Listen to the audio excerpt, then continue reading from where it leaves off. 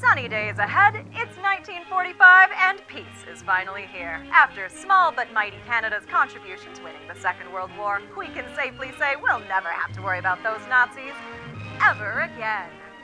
Now the question remains, what does the future hold? Let's take a look at our multi-decade forecast. And if you're wondering how we have these fancy graphics in 1945, don't.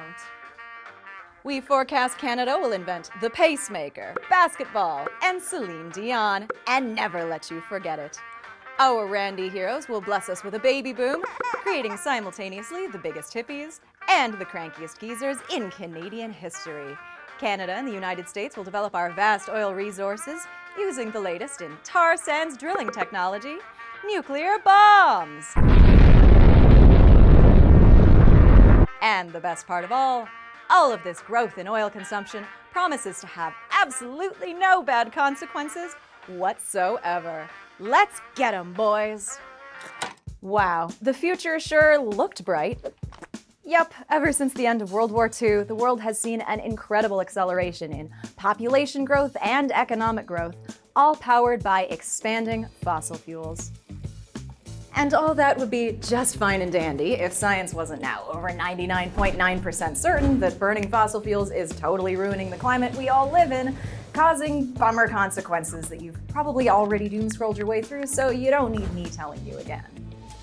But there is good news. As it turns out, Canada's potential solution to climate change, much to the excitement of dads around the country, could look a lot like how we won World War II. In the Second World War, Canada was even smaller. And yet in that fight, nobody questioned the value and importance of our contributions. That's Seth Klein. I'm the team lead with the Climate Emergency Unit. I'm also the author of the book, A Good War, Mobilizing Canada for the Climate Emergency.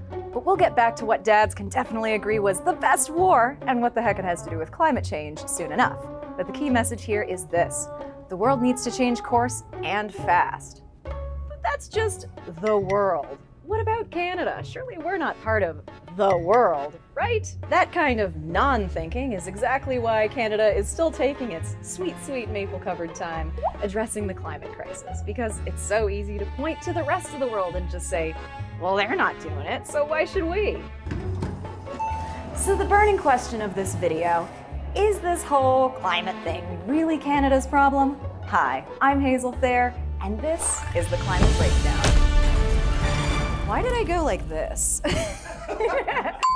Today we're talking about how Canada, despite presenting images of vast forests and clear lakes where people ride their pet mooses named Gord to Tim Hortons or whatever, might actually want to say sorry about our big contribution to the little crisis you might know as climate change, or global warming if you're Al Gore. Let's pull up the numbers. Not only is our country heating up twice as fast as the rest of the world, but we have a pretty big part to play in it despite our small population. There's this old chestnut that goes like, but Canada is only 1.5% of global emissions, so why bother? But that little percentage isn't telling the whole story. While it's true that in the grand scheme of global emissions, Canada is a small share, our per-person emissions are among the highest in the world. So we do need to get our house in order. Listen, I know you didn't click this video to get Canada shamed over our outsized emissions, but it is true. We're even worse than the drill baby drill, coal-rolling US of Americans down south. But a good chunk of our emissions come from our fossil fuel industry, around 25%. And that's because our oil is the extra dirty kind. Tar sands oil is pretty much the most inefficient, energy-intensive oil around. It's basically like burning 1 barrel of oil just to extract 4 barrels of oil. And yet, despite how carbon-intensive it is to produce, we're currently the 4th largest producer of oil and gas in the world. Yeah, Canada! Woo! We're number 4! And it's one of the reasons why we have the worst climate record in the G7. We're number 1! We're number... Wait a second. Shh! Do you hear it? In the distance? On the wind? It sounds like... What about China?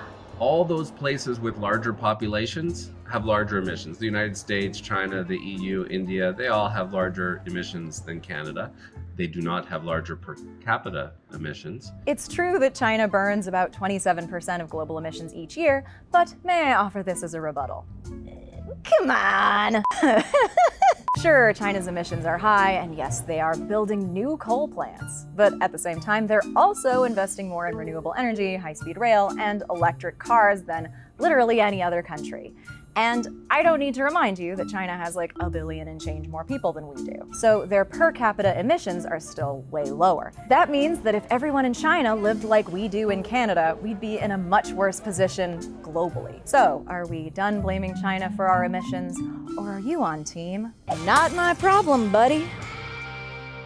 So when people say Canada is only 1.5% of global emissions, that only is doing a lot of heavy lifting, ignoring the fact that we're rich enough, well-equipped enough, and if I do say so, good-looking enough to tackle this emergency. But that's enough Canada shaming. Let's talk about how we can achieve a brighter, cleaner future for your kids and your pet moose.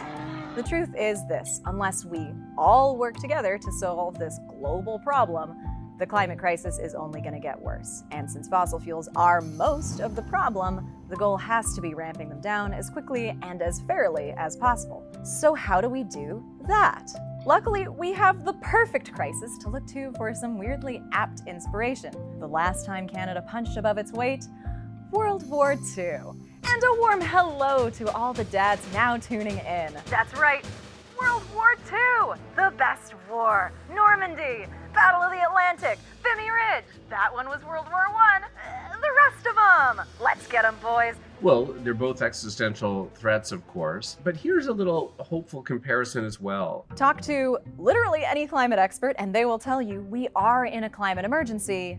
We're just not acting like it. From my study of emergencies, whether it was the war or the pandemic or the climate emergency, all emergencies start with a period of denial. That was true in the Second World War as well. Historians refer to the first year as the phony war. Like, we declared war, but not really. I feel, Hazel, like we are in the phony war period of the climate emergency fight. So what would it look like if we treated it like an actual emergency? Once these emergencies are seen as the emergencies that they are, they're transformative.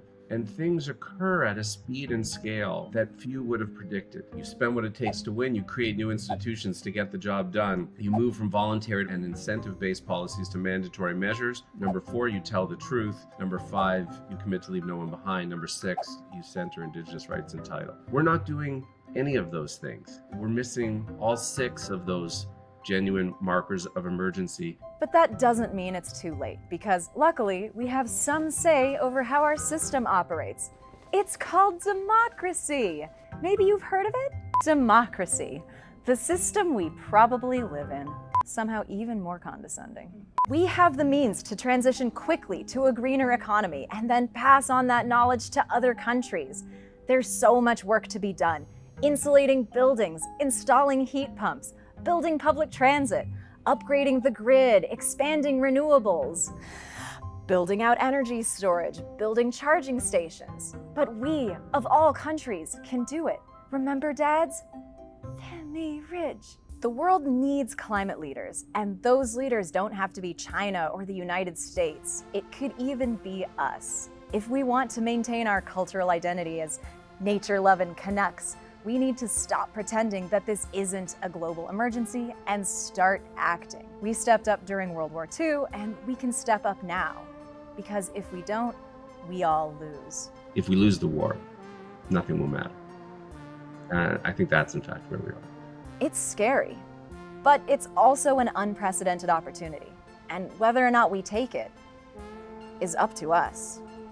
Oh hey, thanks for watching The Climate Breakdown, our weird show on the very not weird Weather Network. If you want to see more weird show like this, let us know in the comments and make sure to subscribe.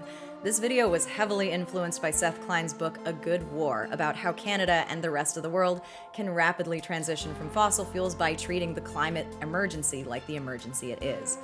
The Climate Breakdown is a production of The Goose in partnership with the Weather Network. I'm Hazel Thayer. You can follow me at Hazel is Online. Peace.